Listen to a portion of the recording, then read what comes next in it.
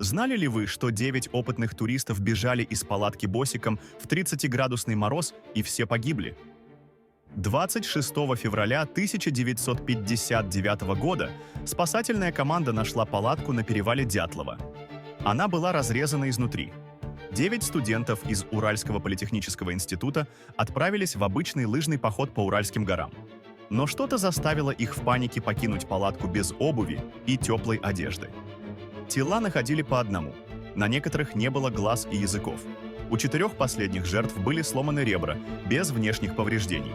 Одежда оказалась радиоактивной. Правительство засекретило дело на 60 лет. Официальная версия сегодня – сход лавины. Но эксперты до сих пор спорят. Что могло так напугать опытных туристов? Тайна перевала Дятлова остается нераскрытой.